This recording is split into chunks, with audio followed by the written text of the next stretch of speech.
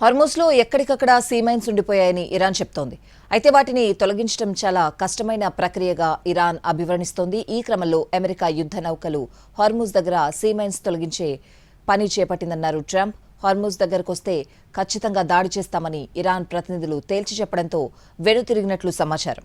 పశ్చిమాసియాలో నెలకొన్న సంక్షోభానికి ముగింపు పలికే లక్ష్యంతో అమెరికా ఇరాన్ శాంతి చర్చలు కొనసాగిస్తున్న వేళ కీలక పరిణామం చోటు చేసుకుంది. అమెరికాకు చెందిన 2 యుద్ధ నౌకలు హర్మూజ్ జలసంధిని దాటినట్లు కథనాలు వెలువడ్డాయి. ఒకవేళ ఇదే నిజమైతే ఇరాన్తో యుద్ధం మొదలైన తర్వాత అమెరికా నౌకలు హర్మూజ్ను దాటడం ఇదే తొలిసారి.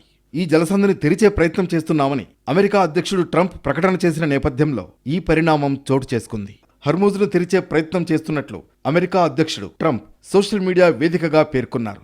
చైనా, జపాన్, ఫ్రాన్స్ వంటి దేశాలకు సాయం చేస్తున్నామన్నారు.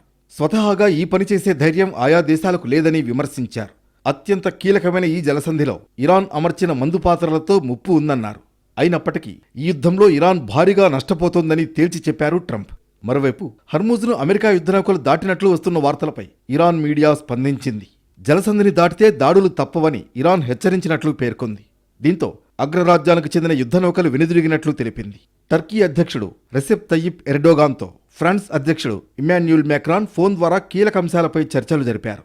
అమెరికా ఇరాన్ మధ్య జరుగుతున్న యుద్ధ విరమణ చర్చలను ఎట్టి పరిస్థితుల్లోనూ విచ్ఛిన్నం చేయకూడదని ఎర్డోగాన్ పేర్కొన్నారు. ఈ శాంతి ప్రక్రియలో టర్కీ దౌత్య ప్రయత్నాలు కీలక పాత్ర పోషిస్తున్నాయని ఆయన తెలిపారు. లెబనాన్పై దాడులను వెంటనే ఇజ్రాయెల్ నిలిపివేయాలని, యుద్ధ విరమణ అమలయ్యేలా చూడాలని ఇద్దరు నేతలు పిలుపునిచ్చారు.